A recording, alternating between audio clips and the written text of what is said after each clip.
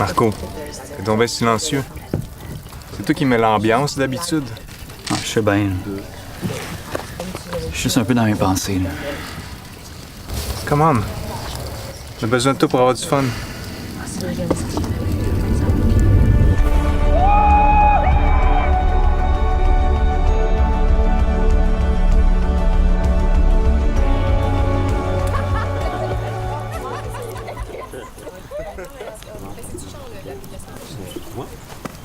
Quoi, une toune?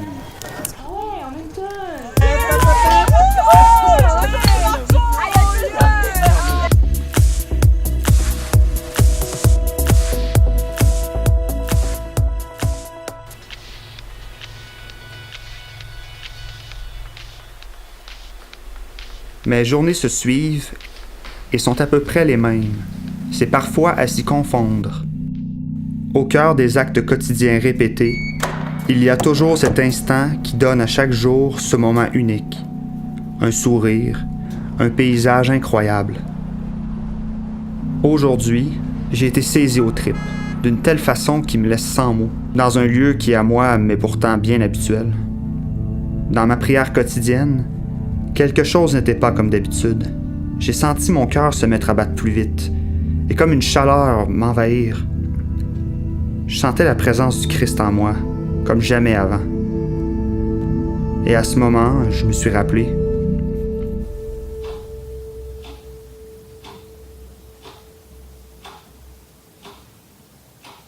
Il y a quelque chose vraiment que je porte avec moi depuis un certain temps, puis que je sais plus vraiment où j'en suis en fait là. Je me rappelle de ce que tu m'as appris l'amour de Dieu. Tu m'as montré sa présence dans l'Eucharistie, tu m'as montré tous les bienfaits que le Seigneur fait pour nous. J'ai le goût de partager ça avec les gens. Je pense que je suis appelé à être prêtre. J'essaie de faire sa volonté depuis que je suis tout petit, puis là je sais vraiment pas si je veux dire oui à ça. C'est beau ce que tu m'apprends. C'est grand. Je sais pas si je suis capable d'être fidèle à ça. Tu fasses confiance. Mais juste la confiance, c'est pas... C'est pas assez. Ça prend la prière. Ça prend l'amour.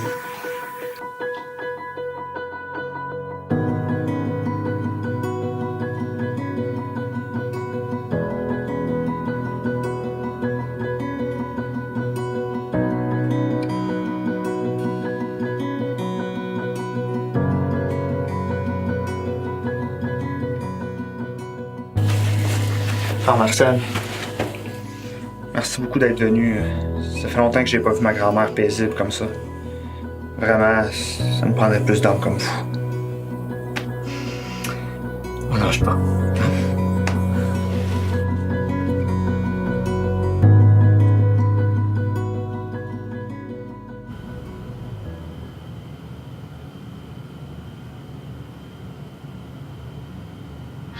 La réponse que j'ai eue dans mon cœur, ça a été l'évidence que je ne serais pas comblé tout de suite, mais qu'il y avait un chemin de vérité que je pouvais faire, mais que moi, il fallait que ma vie devienne belle aussi. C'est un peu comme si j'étais en train de me noyer dans une rivière et que lui venait dans la rivière avec moi et même, je veux dire, se noyait pour moi, pour m'en sortir. Ça a été mon expérience centrale. Comme dit Paul, le Christ m'a aimé et il s'est livré pour moi. On le voit dans plusieurs images bibliques, dans sa façon d'être, dans sa façon d'agir. Remarquez dans les textes bibliques qu'il est toujours très attentif à la personne. Pas à ce qu'elle fait, pas à sa réputation, mais à ce qu'elle est. Vraiment un peu comme, que ce soit l'image du bon pasteur qui est attentif à chacune de ses brebis. Moi, comme prêtre, c'est ça qui me touche, de le laisser passer à travers moi, être capable de toucher le cœur des gens, prendre soin des personnes autour de nous.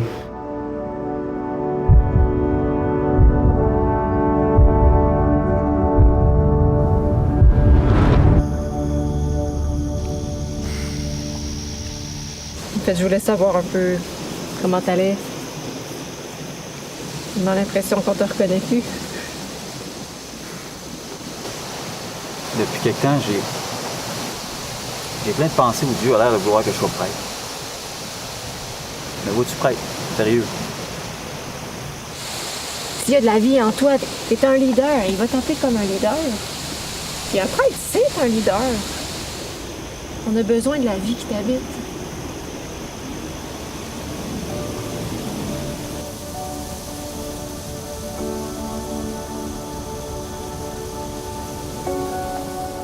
Oui, bonjour, Abbé Vincent. Ouais, je vous appelle parce que... Je sens vraiment en moi un désir fort d'aider les autres à s'en sortir. J'ai l'impression que Dieu veut peut-être que je sois prêtre. Je sais pas trop quoi faire avec ça, en fait. C'est vrai que c'est pas facile à discerner. Je dois t'avouer que moi aussi, je me suis posé des questions. Ce qui m'a aidé, c'est vraiment des personnes autour de moi qui ont pu m'inspirer. Ben, le prêtre de ma paroisse chez nous, on le voyait présent à la communauté. C'est un gars qui était accueillant, qui était ouvert, écoute, qui était accessible. On pouvait facilement le rencontrer. Moi, ça m'a vraiment touché. J'avais le goût un peu d'être comme lui. Tu sais, texte-moi, puis on ira prendre un café ensemble, on s'assoira. Tu sais, vraiment, là, Marc-Olivier, hésite pas.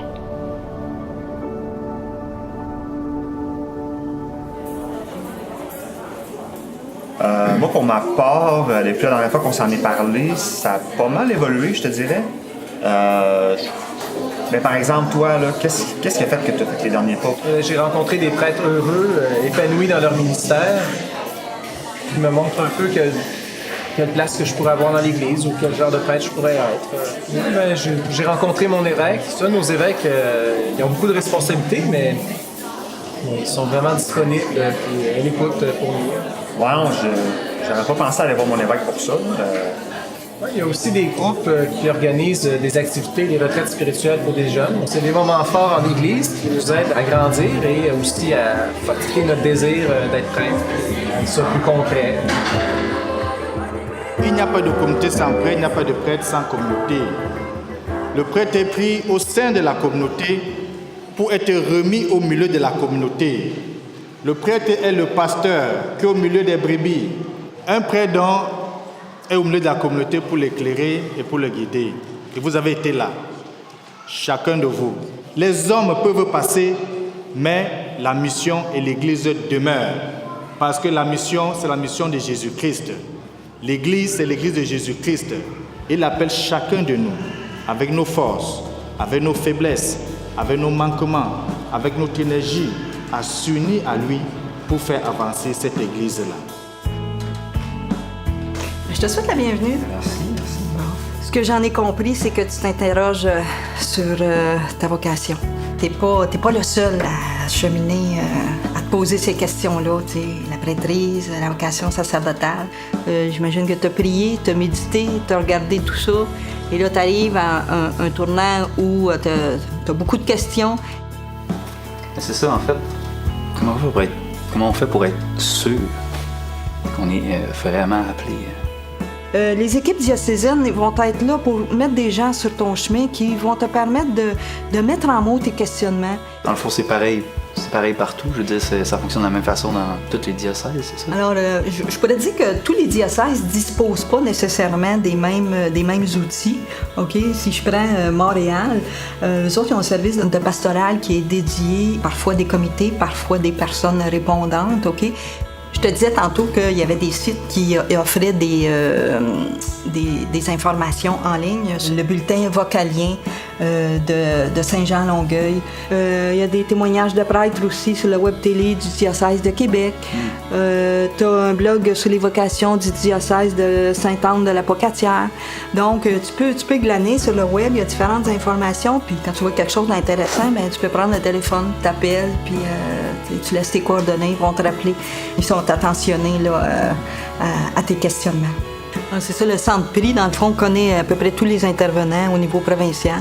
Ils peuvent te référer à des personnes là, si tu as besoin d'accompagnement ou peu importe les ressources.